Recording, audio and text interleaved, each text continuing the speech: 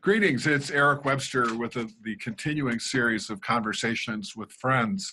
And today I'm delighted to have Dr. Todd Adamowich from Hamilton, Ontario, which is just outside of Toronto. Todd is a clinical social worker. And it's been my pleasure over the last, 6 weeks, 8 weeks, maybe? Yeah, something like that. To get to know Todd a little bit. We've done some classwork together and Akashic record work. So Todd, tell me a bit about your practice, your philosophy of treatment, what the ideal client for you might look like. Sure, yeah. So I am a clinical social worker and psychotherapist. For most of my career, that's really been the central focus, is treating anxiety and depression and post-traumatic stress disorder, personality disorders, the kind of gamut of psychiatric diagnosis. And, over the years, my own sense of spirituality has ebbed and flowed, of course, and shifted in lots of ways. And tarot at some point was introduced about 15 years ago into my personal sphere. Okay. And over the last little while, that has started to become an aspect of what I do. Some clients utilize tarot in a therapeutic session. Some clients attend just for a tarot reading. I also became enamored with Reiki and have done Reiki training and provide Reiki treatments for individuals as well. So I feel like I'm a bit of a holistic practitioner.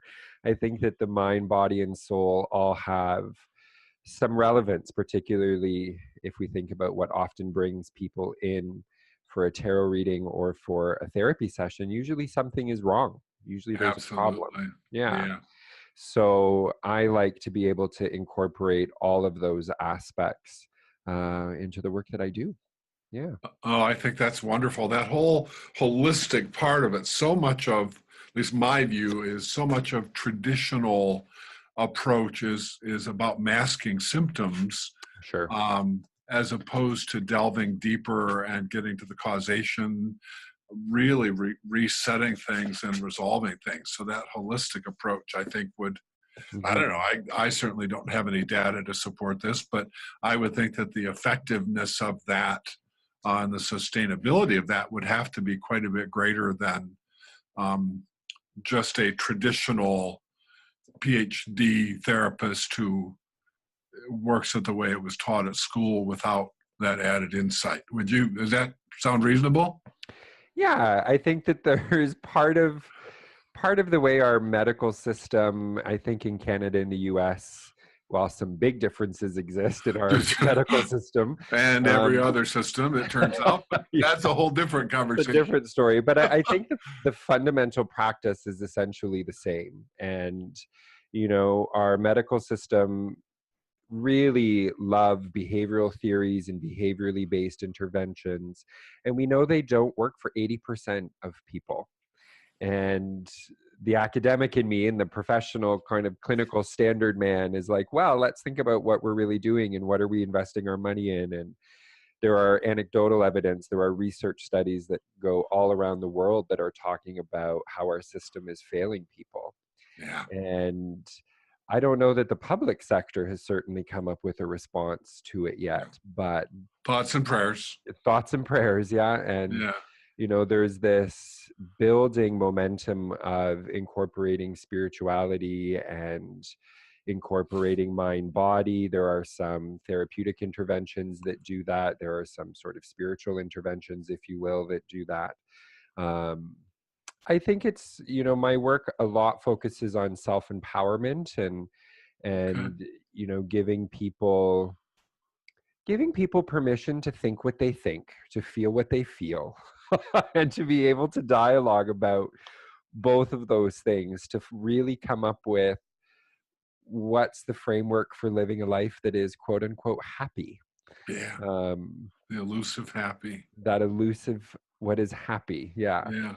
And I would suggest that it goes also to being able to live as who they are. To setting aside the perhaps parental or teacher or ministerial confines that have been installed on them as individuals, and maybe in some cases discovering who they truly are. Yeah. But in any case, I would guess that also some already know and have tried to be compliant with the wishes of others. But to have that freedom to live as the person that you were born to be, all of that just seems like it creates a slightly different world than we're currently witnessing. Yeah, the word that's in my mind is authenticity. Yeah, And, yeah, it's a word I talk about a lot. And, I was watching some previous editions of your conversations with friends. And, one of the ideas that stood out from those videos for me is that we have to do our own work. yeah, And, when it comes to that sort of authenticity, if I'm talking to my clients or I'm doing a tarot reading for somebody and I don't meditate, I don't take time with my tarot cards, I don't take time in my own Akashic record, or I don't see my own therapist, what on earth good can I be sitting in the professional chair? So, exactly right. Do yeah. you find, Todd, that sometimes your clients, in whichever of the realms that they're coming to you for, um, that their situation holds up a fairly high definition mirror for you, for what you may be walking through or struggling with in your own life? Always. It's Yeah, kind of the joke in the therapy world too, is that we show up in our offices all the time. yeah. Um, At 1, 3, and 5, Tuesday, Thursday, and Friday. Yeah, exactly. Yeah. yeah, Yeah. And I think that, part of that, one of the luxuries of what I do is that I get to constantly grow as an individual. And I constantly am challenged to manage my feelings, to think through things, to be gentle with myself. And it's one of those sort of unspoken benefits of doing this work, yeah. um, is that it also daily challenges me to try to be the best version I can be. Yeah, and isn't that a wonderful thing? And then the whole blending of science-minded Todd Hmm. with the spiritual Todd, Hmm. to just being Todd, who does what he does and lives his life. I know I've done real estate since 1989, and I've always kept my business side and my spiritual side in separate containers Sure. for many years, because I live in the West Michigan Bible Belt. Uh, I jokingly say that, and it's only mostly true. Um, but when I got to the point where I could say, wait, I don't need to have business Eric and spiritual Eric, I can just be Eric. And I allowed all of that to merge together and to come out of that spiritual closet, so to speak. I found that life was a whole lot simpler for me.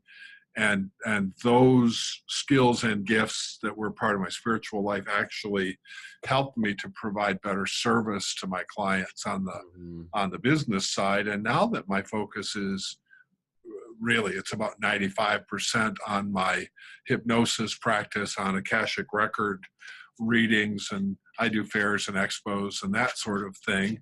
I also teach some teleclasses, as you know. Hmm. Um, and so it's really fun to be able to be that Eric and build a practice on that basis, and kind of live my life in that realm. So Yeah. It's almost like the universe asks you to show up, right? And no matter yeah, what goes on when you sit and when you really get into a practice and a rhythm, you have to show up. yes, And no matter what chaos is going on in the background, it becomes the focus of the person you're sitting across from and whatever modality you're using. Yeah. exactly right. Yeah. Yeah. So we met, trying to think, we met through a mutual friend, right? Tammy? We sure did. Yes. Okay. Tammy is a delightful woman, also from Ontario. Yeah. And she had taken my Akashic Record teleclass, I'm betting it's been a couple years ago. And she suggested that you reach out, and I think we've connected pretty well. We've had some fun. You've done both the teleclasses, and we've Yep. swapped readings. That I know the information you gave me was was pretty accurate, was very accurate and very mind-blowing. So how has that process integrated into everything else that you're doing? Oh, I think it's been fascinating. You and I have talked about my preference for keeping my own record open, even if I'm just sitting therapeutically, to have just that extra bit of guidance and to have that extra bit of insight into the questions. I often define my job as I ask really good questions. And not always is a question right on the tip of your tongue, but having my record open, it just has allowed a freedom and an ease to the work that I do. It's been interesting to do readings for people using the record itself. You know, there's almost that imposter syndrome at the beginning. Where is this coming from, right? Yeah. Is it in my head? Is it spirit? Am I just making up stuff here or what? Yeah. What the heck? But it, you know, the feedback I've received from people and, you know, the investment of time and energy just to sit with people. And I think one of my favorite aspects about it is that it's question driven. Yep. And, you know, for the person receiving the reading to come in and just say, okay, this is really what I want some clarity on. I think that makes it different than going to see a psychic or going to see a tarot reader who will predict the future. That's not the way that I use tarot, actually. Right.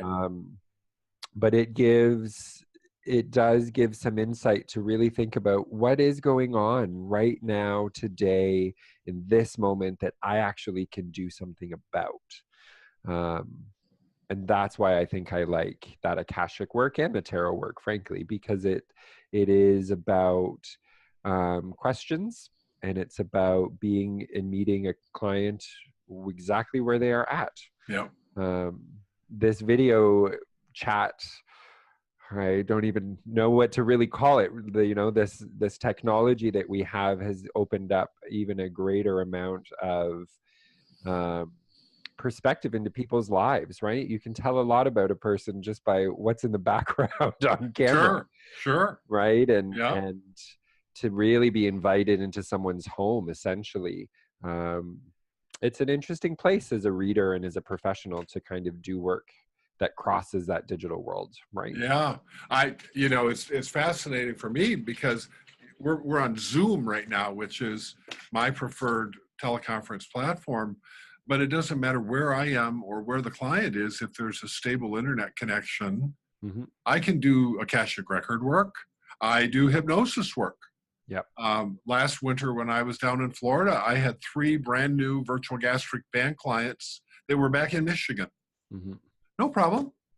We did it via Zoom. It worked every bit as well as if they'd been in my leather recliner that's, you know, next to my desk in my office in Grand Rapids. Yep. So it expands the reach of the work that we do.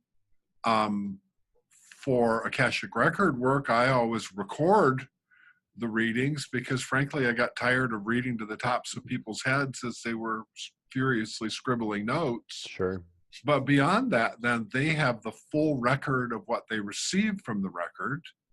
That so many times over my life, I'd have a reading and something about it just, I couldn't connect the dots. And then a week or a month down the road, I'd go, oh, wait, what did that gal, there was something about this. And then I'd go back to my notes and I go, well, I'll be damned, he was right. Darn it. Yeah, exactly. Well, I'm so tickled that gaining access to the record and the work that we have done together has added yet another tool to your tool belt and given you access to some things. I have another friend in North Carolina that I'm hoping to do one of these chats with in the next week or two. He also works with cards, and he has incorporated his tarot cards into the Akashic record reading. Okay. And so as you look at, you know, what might be another enhancement to the good work that you're already doing, you might see if there's a way to blend those in together Mhm. and to play around with that and just see if it is an enhancement for you. Hard to believe that it wouldn't be, frankly, but Yeah. everybody Yeah. gets to do it their way. Yeah. So Even doing a tarot reading, I start my day opening up my record. I've created a little ritual with a bit of Reiki and a bit of meditation. I open my record and I just start my day. Um, I unwind the same way, right? I go through almost a reverse process at the end of the day. okay. And it gives me, particularly, I'm at my home office right now, but when I'm at my physical office, it gives me a way to just open work and leave work at work, Oh, that right? what a wonderful thing that is. Yes, it can be. Yeah. Yeah. Yeah. Okay. Okay. Anything else you'd like to say before we close our conversation? Oh, I don't think so, Eric. I think that I look forward to more of them and to seeing both where I go with things and where you continue to grow, and I'm sure that there'll be many more conversations in the future. I'm confident that that's true. Okay, Todd, thank you. For everybody watching this, you'll notice, hopefully you've already noticed, that there's a crawl at the bottom with Todd's contact information and mine. If you're interested in finding out more about the work that either of us do and the ways that it might be positively impactful on your life, please don't be bashful. We are in a profession where our goal is to help people become that higher version of themselves and have that happier, possibly more productive life, but really happier. um, Productivity, that's up to you. It's highly overrated, I think. Anyhow, I'm going to end this recording now, and blessings. Happy. Oh wait, you're in Canada. You don't have Thanksgiving this week. No, our Thanksgiving was in October. You're so far ahead of us on so many things. It's just crazy. That's a topic for another time.